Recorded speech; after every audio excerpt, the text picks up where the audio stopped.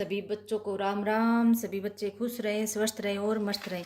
बेटा बच्चों को थोड़ा सा यहाँ पे कंफ्यूजन था कि डेनिन सेल, गैल्वेनिक सेल और इलेक्ट्रोलाइटिक सेल क्या क्या होते हैं। डेनिन सेल पुराने ज़माने में जो सेल थी और जिसमें सिर्फ जिंक को एज इलेक्ट्रोड यूज करते थे लेफ्ट बीकर में, और इधर किसको यूज करते थे, कॉपर को एज इलेक्ट्रोड यूज करते थे, और इन्हीं का सोल्ट सॉल्यूशन लेते थे जिंक सल्फेट का, और इधर किसका लिया था हमने, कॉपर सल्फेट का, बीच में सोल्ट ब्रिज लगा रखा था। तो यहाँ पर जिंक और कॉपर एज इलेक्ट्रोड यूज करें और जिसमें क्या होगा, केमिकल एनर्जी जो है किस में कन्वर्ट हो जाएगी, इलेक्ट्रिकल एनर्जी में। कंसंट्रेशन कितनी रहेगी सॉल्यूशन की, 1 मोलर ही रहेगी। हमारा वो जो वोल्टेज आएगी वो कितनी आएगी, 1.1 वोल्ट आएगी। तो ये जो सेल है वो क्या बोली जाएगी, Daniell cell. Galvanic cell, galvanic cell क्या है, सेम एज इट इज है बेटा। इसमें भी हमारे पास क्या होगा, केमिकल एनर्जी किस में कन्वर्ट हो जाएगी, इलेक्ट्रिकल एनर्जी में। ये भी स्पॉन्टेनियस थी, ये भी स्पॉन्टेनियस है, ड्यूरिंग रिडॉक्स रिएक्शन। यहाँ पे भी क्या है, ड्यूरिंग रिडॉक्स रिएक्शन। तो डिफरेंस क्या है दोनों में, डिफरेंस ये है बेटा, इसमें हम जिंक और कॉपर की इलेक्ट्रोड यूज कर सकते थे, यहाँ पे हम कॉपर और सिल्वर की इलेक्ट्रोड भी यूज कर सकते हैं, और दूसरे भी बहुत सारे मेटल हैं जिसको आपस में कंपेयर करके उनकी इलेक्ट्रोड यूज की जा सकती है। सारी की सारी गैल्वेनिक सेल जो हैं डेनिन सेल नहीं हो सकती, लेकिन सारी डेनिन सेल जो हैं वो गैल्वेनिक सेल होंगी। समझ गए कि गैल्वेनिक सेल और डेनिन सेल है एक ही चीज़। पहले पुराने ज़माने में सिर्फ अपने पास जिंक और कॉपर जैसी थोड़ी चीज़ों की नॉलेज थी, उस टाइम बस उनको यूज करके इलेक्ट्रोकेमिकल सेल तैयार की थी। अब हमारे पास सिल्वर है, सिल्वर की सेल यूज कर सकते हैं, कॉपर, आयरन और अलग अलग चीज़ों के हम इलेक्ट्रोड बना के यूज कर रहे हैं, तो उनको क्या बोलेंगे, गैल्वेनिक सेल। उसके बाद है इलेक्ट्रोलाइटिक सेल, ये अलग है बेटा। इलेक्ट्रोलाइटिक का मतलब होता है टूटना। क्या मतलब होता है, लाइटिक टूटना, यानी इसमें इलेक्ट्रिकल एनर्जी जो है टूट के किस में कन्वर्ट हो जाएगी, केमिकल एनर्जी में। ये उल्टी है बेटा, ये क्या है, इससे उल्टी है, और इसका डिफरेंस तुम यहाँ से नोट कर लोगे। ये नोट कर लेना बेटा, इलेक्ट्रोकेमिकल सेल और इलेक्ट्रोलाइटिक सेल। इलेक्ट्रोकेमिकल में क्या होता है, केमिकल एनर्जी इलेक्ट्रिकल में गई, इलेक्ट्रोलाइटिक में क्या हुआ, इलेक्ट्रिकल एनर्जी केमिकल में जा रही। ये रिडॉक्स रिएक्शन है, ये स्पॉन्टेनियस है, ये वाले क्या है, नॉन स्पॉन्टेनियस। उसके बाद हम क्या कहेंगे, इसमें दो अलग अलग बीकर चाहिए, इसमें क्या चाहिए कि सिंगल बीकर चाहिए। ये दो अलग अलग बीकर चाहिए तो दो अलग अलग इलेक्ट्रोलाइट भी चाहिए, लेकिन इसमें एक ही इलेक्ट्रोलाइट से काम चल जाएगा। इसमें हमारे पास है कि electrode are form different material, अलग अलग मटेरियल के होते हैं, लेकिन ये क्या है, इलेक्ट्रोड मेड ऑफ सेम और डिफरेंट मटेरियल। एनोड नेगेटिव रहेगी, कैथोड क्या रहेगी, पॉजिटिव। इसमें जस्ट उसका उल्टा होता है, सोल्ट ब्रिज की यूज होता है, इसमें सोल्ट ब्रिज का यूज नहीं होता। तो ये हमारे पास डिफरेंस है, ये तुम याद कर लोगे। उसके बाद नेक्स्ट टॉपिक है EMF ऑफ द सेल। ये क्या होता है, इलेक्ट्रोमोटिव फोर्स। क्या होता है बेटा, ये इलेक्ट्रोमोटिव फोर्स। और ये कैसे निकालते हैं, यानी जो मैंने ई नोट ऑफ द सेल बोला था वही है, ई कैथोड माइनस ई एनोड रिडक्शन पोटेंशियल है। ये क्या है, इसके रिडक्शन पोटेंशियल। डेफिनेशन क्या लिखेंगे इसकी, लिख ले, यहाँ से लिख लो बेटा। ये बार बार एनसीईआरटी इसीलिए तुम्हारे सामने रखी जाती है। कई बच्चे कह देते हैं कि मैडम बुक नहीं थी हमारे पास, तो यहाँ से देखो, the cell potential is the difference between the electrode potential of the cathode and anode is called cell electromotive force। और कब, when no current is drawn through the cell, cell में से कोई भी करंट लिया नहीं जा रहा, उस टाइम हमारे पास जो पोटेंशियल डिफरेंस आ रहा है सेल का, उसको हम क्या बोलेंगे, इलेक्ट्रोमोटिव फोर्स। और कैसे निकालते हैं, ये हम ई कैथोड माइनस ई एनोड। अब इसके सिग्निफिकेंट देखेंगे क्या क्या है। अब ये देखो बेटा, ये इलेक्ट्रोमोटिव फोर्स के ऊपर बेस्ड क्वेश्चंस हैं जो पेपर में बहुत बार आते हैं। ये पैराग्राफ मोस्ट इंपॉर्टेंट है, सारे बच्चे इस पैराग्राफ को अच्छे से पढ़ेंगे और समझेंगे। मैं लाइन टू लाइन तुम्हें इसकी एक्सप्लेनेशन बता रही हूँ। पहले यहाँ से हम स्टार्ट करेंगे। देखो बेटा, इन लाइनों में समझाया गया है कि हाइड्रोजन का इलेक्ट्रोड पोटेंशियल कितना होता है, 0। कितना होता है हाइड्रोजन का स्टैंडर्ड रिडक्शन पोटेंशियल, 0। कहता है हाइड्रोजन के कंपैरिजन में जिसका standard electro potential positive form में आता है, वो मेटल ज़्यादा रिड्यूस फॉर्म में स्टेबल होगी। रिड्यूस फॉर्म में क्या रहेगी, वो स्टेबल होगी रिड्यूस फॉर्म में, ठीक है। और जिसका नेगेटिव आ रहा है हाइड्रोजन के कंपैरिजन में, वो रिड्यूस फॉर्म में कैसी रहेगी, रिड्यूस फॉर्म में वो कैसी रहेगी, अनस्टेबल, वो स्टेबल नहीं होगी। तो इसके लिए हम क्या कहेंगे, जो हाइड्रोजन का इलेक्ट्रोड पोटेंशियल है उसके कंपैरिजन में जिसका पॉजिटिव आ रहा है, वो तो हाइड्रोजन क्या कर देगी, उसको रिड्यूस कर देगी। क्या कर देगी, रिड्यूस कर देगी। लेकिन जिसका नेगेटिव है तो वहाँ पे क्या होगा, हाइड्रोजन का रिडक्शन हो जाएगा। किसका हो जाएगा बेटा, रिडक्शन हो जाएगा।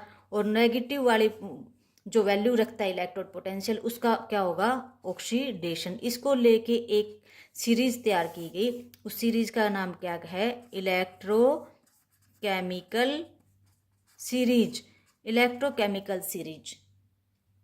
ये देखो बेटा, ये है इलेक्ट्रोकेमिकल सीरीज।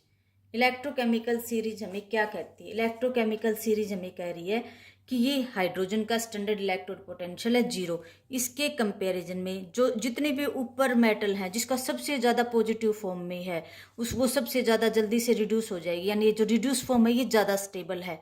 क्या ये F2 की बजाय 2F नेगेटिव ज़्यादा स्टेबल है। इन लाइनों का कहने का मतलब ये था, जैसे हमारे पास कॉपर का आ गया, हम कहेंगे कॉपर कहाँ है 0.34, कहेंगे कॉपर 2 पॉजिटिव की बजाय कॉपर ज़्यादा स्टेबल है as compare to H2। Hydrogen के कंपेरिजन में कॉपर ज़्यादा स्टेबल है, ठीक है। ऐसे ही हम नीचे देखेंगे, नीचे हमने देखा कि जैसे जिंक का देखा -0.74, तो इसका मतलब क्या है कि इसकी जो जिंक की जो रिड्यूस -0.76, जिंक की जो रिड्यूस फॉर्म है ना जिंक, ये कम स्टेबल है, और जिंक 2 पॉजिटिव क्या है, हाइड्रोजन के कंपेरिजन में ज़्यादा स्टेबल है। इसलिए जो चीज़ ज़्यादा स्टेबल होती है उसी में रहने की कोशिश करेगी। तो जिंक का हाइड्रोजन के कंपेरिजन में क्या होता है, ऑक्सीडेशन, और कॉपर का हाइड्रोजन के कंपेरिजन में क्या होता है, रिडक्शन। और इसको ऐसे लिखेंगे हम, इसका ऐसे लिखना है बेटा, ये 0 है हाइड्रोजन के लिए, ऊपर जो पॉजिटिव हैं वो क्या होंगी, रिड्यूस, क्या होंगी बेटा, रिड्यूस, और जो नीचे नेगेटिव हैं वो क्या होंगी, ऑक्सीडाइज्ड, क्या होंगी वो, ऑक्सीडाइज्ड, ठीक है। अब हम इसको शॉर्ट फॉर्म में और कैसे याद करेंगे, इन चीज़ों को कैसे याद करें, तो ऐसे लिखना बेटा, जब भी 2 इलेक्ट्रोड पोटेंशियल दे रखे हैं, कोई भी 2 इलेक्ट्रोड पोटेंशियल दे रखे हैं, एनी 2 इलेक्ट्रोड पोटेंशियल गिवन है, तो जिसका ज़्यादा होगा, मोर होगा, ज़्यादा होगा, उसका तो क्या होगा, रिडक्शन, उसका क्या होगा बेटा, रिडक्शन। और जिसका लेस होगा उसका क्या होगा, ऑक्सीडेशन।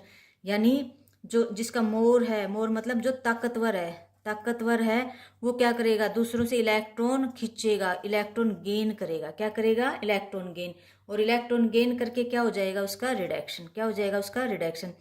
और जो लेस है, लेस मतलब जो कमजोर है, क्या बेटा, वो कमजोर है तो उससे सब इलेक्ट्रॉन खींचेंगे, मतलब उसने लॉस किया इलेक्ट्रॉन का, और लॉस इलेक्ट्रॉन का कर रहा है तो उसका क्या हो रहा है बेटा, ऑक्सीडेशन। ये टर्म अच्छे से समझना। एक और है इसमें ऑक्सीडाइजिंग और रिड्यूसिंग एजेंट, देखते हैं वो क्या होता है। इस सीरीज इलेक्ट्रोकेमिकल सीरीज के बारे में ज़्यादा क्वेश्चन करने से पहले हमें एक चीज़ का पता होना चाहिए बेटा, oxidising agent and reducing agent क्या होते हैं, ये ऑक्सीडाइजिंग एजेंट और रिड्यूसिंग एजेंट। ऑक्सीडाइजिंग एजेंट क्या होता है बेटा, जो काम करवाने वाला होता है। एजेंट का मतलब होता है जो काम करवाने वाला होता है। जैसे LIC के एजेंट हमसे पैसे लेके जाते हैं, हमारे पैसे वहाँ डिपॉजिट करवाते हैं, तो यहाँ पर भी क्या है, ये एजेंट का काम कर रहे हैं। वो ऑक्सीडाइजिंग एजेंट वो सब्सटेंस है, इनका खुद का तो क्या होगा, सेल्फ, ये क्या सेल्फ का क्या करवा देते हैं, रिडक्शन, और दूसरे का क्या करवाएंगे, ऑक्सीडेशन। खुद का क्या करवाएंगे, रिडक्शन, और दूसरों का क्या करवाएंगे बेटा, ऑक्सीडेशन। यानी दूसरों का ऑक्सीडेशन करवा रहे हैं, इसलिए इसका क्या नाम पड़ा, ऑक्सीडाइजिंग एजेंट। क्या नाम पड़ा इसका, ऑक्सीडाइजिंग एजेंट। क्या करवाया इसने, दूसरों का ऑक्सीडेशन। रिडक्शन का आप तुम बता दोगे डेफिनेशन, कि खुद का तो क्या करवाएंगे, सेल्फ का तो क्या करवाएंगे, ऑक्सीडेशन, खुद तो ऑक्सीडाइज हो जाएंगे, और दूसरों का क्या करवाएंगे, रिडक्शन। रिडक्शन क्या करवाएंगे, ये दूसरों का क्या करवाया इसने, रिडक्शन करवा दिया। कैसे, जैसे हमारे पास ये देखते हैं हम, ये देखो बेटा, ये कॉपर 2 पॉजिटिव है, यहाँ कार्बन आया, ठीक है, क्या आया यहाँ पे, कार्बन आया, और कॉपर 2 पॉजिटिव किस फॉर्म में था बेटा, कॉपर ऑक्साइड की फॉर्म में था। कार्बन आया, कार्बन के साथ रिएक्शन करी तो कॉपर अलग हो गया और कार्बन डाइऑक्साइड अलग हो गया। यहाँ 0 से यहाँ क्या गया, ये +4 में, 0 से +4 में गया, खुद का क्या करवा दिया इसने, ऑक्सीडेशन, खुद का क्या करवाया इसने, ऑक्सीडेशन। और कॉपर का क्या करवाया, +2 से 0 में ले गया, कॉपर का क्या करवाया इसने, रिडक्शन। तो यहाँ पर कार्बन क्या है, कार्बन यहाँ पे हम कहेंगे एक रिड्यूसिंग एजेंट है। इसने खुद का तो ऑक्सीडेशन करवाया और दूसरे का क्या करवाया है, रिडक्शन करवाया। ऐसे ही ऑक्सीडाइजिंग एजेंट देखेंगे, KMnO4 होता है बेटा ऑक्सीडाइजिंग एजेंट, एक स्ट्रॉन्ग ऑक्सीडाइजिंग एजेंट है। ये +7 से +2 में चला जाएगा मैग्नीज यहाँ पे कई रिएक्शनों में। जैसे Fe का ही ले लें, 2 पॉजिटिव है, ये यहाँ गया और साथ में इसने Fe3 पॉजिटिव बना दिया। यहाँ Fe का क्या करवा दिया इसने, ऑक्सीडेशन। तो ये क्या है, ऑक्सीडाइजिंग और रिड्यूसिंग एजेंट। समझ में आ गई बात। अब बेटा जो इलेक्ट्रोकेमिकल सीरीज थी उसमें 0 था हाइड्रोजन का कितना है, 0। जो ऊपर है सबसे ऊपर वाला जो है वो हमारे पास पॉजिटिव फॉर्म में है, सबसे ज़्यादा पॉजिटिव फॉर्म में। और जब सबसे ज़्यादा पॉजिटिव फॉर्म में अभी मैंने बताया वो क्या होगा, खुद का तो क्या करवाएगा वो रिडक्शन, दूसरों का क्या करवाएगा ऑक्सीडेशन। तो ये कैसा एजेंट है, ऑक्सीडाइजिंग एजेंट। ये कैसा, एक स्ट्रॉन्ग ऑक्सीडाइजिंग एजेंट है। और वीक क्या रहेगा, एक रिड्यूसिंग एजेंट रहेगा, दूसरों का यानी रिडक्शन नहीं करवा पाएगा। और जो सबसे नीचे है हमारे पास नेगेटिव फॉर्म में, नेगेटिव फॉर्म में वैल्यू क्या रहेगी, ज़्यादा रहेगी, लेकिन एक्चुअल वैल्यू क्या रहेगी, कम आएगी। जैसे मैंने लिखा -2.93 और -3.05। तो इसमें से किसका ऑक्सीडेशन होगा, किसका रिडक्शन होगा, और कौन स्ट्रॉन्ग ऑक्सीडाइजिंग एजेंट है, कौन रिड्यूसिंग एजेंट है। तो हम कहेंगे माइनस में, देखो ये वैल्यू तो वैसे ज़्यादा है लेकिन एक्चुअल में कैसी है, ये कम है। तो जिसका सबसे कम होगा वो क्या होगा, एक स्ट्रॉन्ग रिड्यूसिंग एजेंट, यानी स्ट्रॉन्ग रिड्यूसिंग एजेंट है ये। और ये अपना खुद का क्या करवाएगा, ऑक्सीडेशन।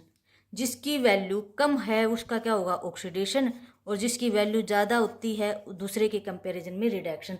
तो ये याद रख लेना कि हाइड्रोजन के कंपैरिजन में जिसकी वैल्यू हमारे पास नेगेटिव रहेगी वो तो क्या करवाएगा, अपना खुद का ऑक्सीडेशन और दूसरों का रिडक्शन, इसलिए स्ट्रॉन्ग रिड्यूसिंग एजेंट बोला जाएगा। और ऐसे ही ऊपर है हमारे पास। अब वैल्यू देखते हैं इलेक्ट्रोकेमिकल सीरीज में। और तुम्हें ये याद रखना है, यहीं लिख देते हैं कि जब दो का कंपैरिजन करते हैं हम क्या करते हैं, जब दो का कंपेयर करके देखते हैं तो जिसकी वैल्यू कम होगी, लेस वैल्यू होगी, जिसकी क्या होगी बेटा, लेस वैल्यू होगी इलेक्ट्रोड पोटेंशियल की, उसका ऑक्सीडेशन होगा। और जो मोर वैल्यू होगी उसका क्या होगा, रिडक्शन। मैं बार बार ये बात बोल रही हूँ क्योंकि यहाँ क्वेश्चन बनते हैं और फिर बच्चों को समझ में नहीं आते। तो यहाँ पर हमारे पास ये जो इलेक्ट्रोकेमिकल सीरीज है, तो यहाँ पे हम कह सकते हैं फ्लोरीन का आ रहा है 2.87, ज़्यादा पॉजिटिव फॉर्म में है, सबसे ज़्यादा फ्लोरीन का। तो इसलिए फ्लोरीन क्या है, एक स्ट्रॉन्गेस्ट ऑक्सीडाइजिंग एजेंट है। खुद का तो रिडक्शन करवा लेगा और दूसरों का क्या करवा देगा, ऑक्सीडेशन। ऐसे ही क्वेश्चन पूछा जाता है कि लिथियम जो है एक स्ट्रॉन्गेस्ट रिड्यूसिंग एजेंट क्यों है, तो हम कहेंगे due to highly negative value of electrode potential. बस इतना ही बोलना है तुम्हें। ये इस पैराग्राफ में यही पूछ रखा है कि फ्लोरीन जो है हमारे पास स्ट्रॉन्गेस्ट ऑक्सीडाइजिंग एजेंट क्यों है, तो हम कह देंगे कि फ्लोरीन की सबसे ज़्यादा पॉजिटिव वैल्यू है इलेक्ट्रोड पोटेंशियल की।